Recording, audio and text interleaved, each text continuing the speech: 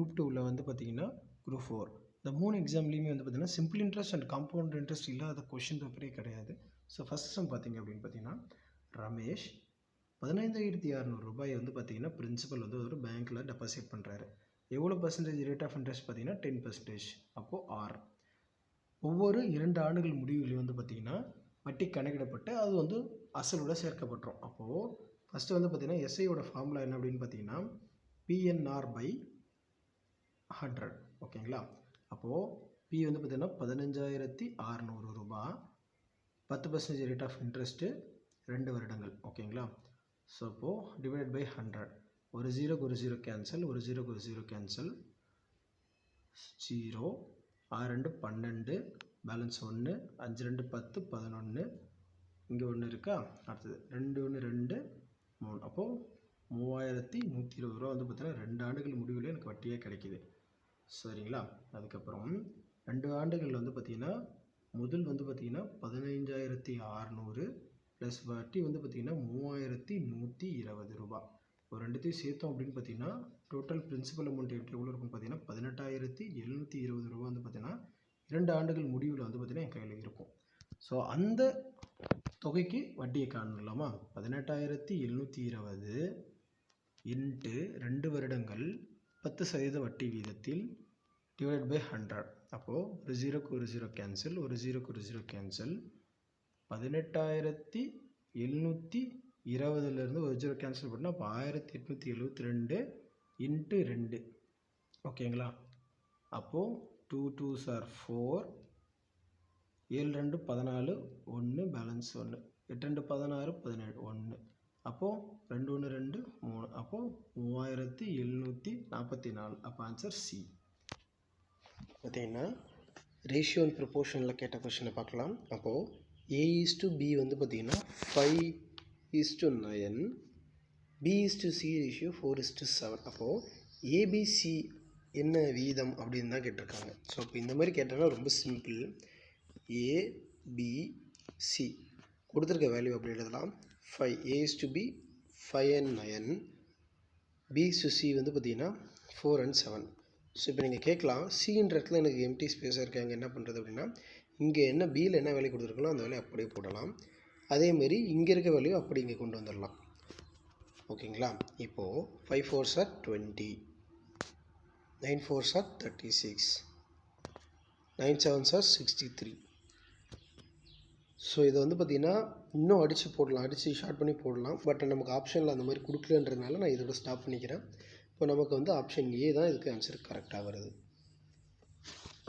So இப்போ கேட்டிருக்க question என்ன பார்த்தீங்கன்னா ஏஆர்இ வந்து 24ஆம், டிஓஜி வந்து 26. அப்போது டபிள்யூஏஎஸ் வந்து என்ன வரும் அப்படின்றது தான் கொஷினில் கேட்டிருக்காங்க. இது சிம்பிளாக போடலாம். இப்போது ஏஆர்இ ஈக்குவல் டு 24. எப்படி 24 போட்டிருக்காங்க அப்படின்னு பார்த்தீங்கன்னா ஏ வந்து பார்த்திங்கன்னா 1 ப்ளஸ் ஆர் வந்து பார்த்திங்கன்னா 18 ப்ளஸ் இ வந்து பார்த்திங்கன்னா 5. அப்போது இது எல்லாத்தையும் வந்து சம் பண்ணிங்க அப்படின்னு பார்த்தீங்கன்னா உங்களுக்கு 24 ஆன்சர் கிடைக்கும். ஸோ அதே மாதிரி இதையும் போட்டு பார்க்கலாமே.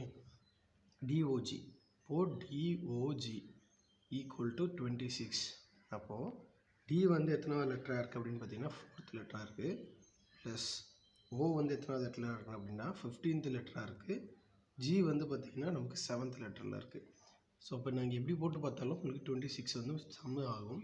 அதேமாரி இப்போ டபிள்யூஏஎஸ் போட்டு பார்க்கலாமா? டபிள்யூஏஎஸ் ஈக்குவல் டு அப்போ டபிள்யூ வந்து எத்தனாவது லெட்டராக இருக்குது அப்படின்னு பார்த்தீங்கன்னா 23rd லெட்டராக இருக்குது. ப்ளஸ் ஏ வந்து ஃபஸ்ட்டு லெட்ரு, எஸ் வந்து பார்த்திங்க அப்படின்னா 19th லெட்டராக இருக்குது. ஸோ இதெல்லாம் டோட்டலாக சம் பண்ணோம் அப்படின்னு பார்த்தீங்கன்னா 43ன்னு நமக்கு ஆன்சர் வரும். ஸோ மேட்ச் ஆகிற ஆன்சர் வந்து ஆப்ஷன் பி. ஒன்றில் கேட்டால் எல்சிஎம் ஹெச்சிஎஃப் நம்ம பார்க்கலாம். அப்போது 3:4:5 என்ற வீதத்தில் அமைந்த 3 எண்களின் எல்சிஎம் வந்து பார்த்திங்கன்னா என்ன அப்படின்னா 2400ன்னு சொல்லிட்டாங்க. அப்போது எல்சிஎம் வந்து 2400 கொடுத்துருக்காங்களா? அப்போது ஹெச்சிஎஃப் என்ன அப்படின்றது தான் கொஷின். அப்போ ஹெச்சிஎஃப் கொஷின் கேட்டிருக்காங்கன்னா இந்த மாதிரி வீதத்தில் வந்தாலே நீங்கள் என்ன பண்ணிக்கணும்னா 3x × 4x × 5x equal to நமக்கு இங்கே எல்சிஎம்மில் என்ன கொடுத்துருக்காங்க அந்த வேல்யூ. அப்போ 2400 கொடுத்துருக்காங்கன்னா 2400 எழுதிக்கலாமா? இப்போது 3 4s are 12, 12 5 சார் 60. அப்போ 60x ஈக்குவல் டு, அப்போ இந்த 2400 கீழே கொண்டு வரேனா, கொண்டு வந்துட்டு ஒரு ஜீரோவுக்கு ஒரு ஜீரோ கேன்சல் பண்ணிக்கலாம். 6 4 சார் 24. அப்போது 4 அங்கே இருக்க ஜீரோ கொண்டு வந்துடணுமா, அப்போ 40. அப்போ x ஈக்குவல் டு 40. அப்போ ஆன்சர் வந்து ஏ. ஏஜஸ்லேருந்து கேட்டிருக்க சம்மு. இப்போது மேரின்னு ஒரு பெண் இருக்காங்க. அவங்களோட தற்போது வயது வந்து பார்த்திங்கன்னா 16. அவரது தம்பியோட வயதை விட 4 மடங்கு பெரியவங்க. அப்போது மேரி வந்து பார்த்திங்கன்னா 4 மடங்கு இருக்கும்போது அவரோட தம்பி வந்து பார்த்திங்கன்னா பிரதர் வந்து பார்த்திங்கன்னா 1 மடங்கு. அப்போது மேரியோட வயது 16 அப்படின் போது அவரோட தம்பி வயது வந்து பார்த்திங்கன்னா 4 வயது தான் இருக்கும். இப்போது இவங்க 2 பேருக்கும் வித்தியாசம் அப்படின்னு பார்த்திங்கன்னா 12 வருடங்கள் வந்து பார்த்திங்கன்னா வித்தியாசங்கள் வருது. ஓகேங்களா. அடுத்த பாயிண்ட் பாருங்கள். ஏனெனில் அவள் தனது தம்பியின் வயதை விட 2 மடங்கு பெரியவளாக இருக்கும் பொழுது மேரியின் வயது என்ன? அப்போது 2 பேருக்கும் வித்தியாசமே 12 வருஷம் தான். இப்போது மேரி வந்து பார்த்திங்கன்னா 2 மடங்கு இருக்கும்போது இவர் 1 மடங்கு தான் இருப்பார். அப்போது இவர் 1 மடங்குனா 12 வயசு. அப்போ 2 மடங்கு இருக்கும்போது 24 வயசு. அப்போது மேரிக்கு வந்து பார்த்திங்கன்னா 24 வயசு ஆகும். அப்போது ஆப்ஷன் பி. இன்னுமே வந்து பார்த்திங்கன்னா லாஸ்ட் இயரில் குரூப் 1ல் கேட்ட கொஷினு. ஸோ இந்த 2 கொஷினையும் நீங்கள் ஆன்சர் சால்வ் பண்ணி உங்களோட ஆன்சர்ஸை வந்து கமெண்ட் செக்ஷனில் கமெண்ட் பண்ணுங்கள்.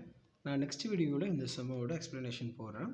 மறக்காமல் நம்ம சேனலை சப்ஸ்கிரைப் பண்ணிக்கோங்க. அப்போ தான் வந்து நிறைய வீடியோஸ் உங்களுக்கு வந்துக்கிட்டே இருக்கும்.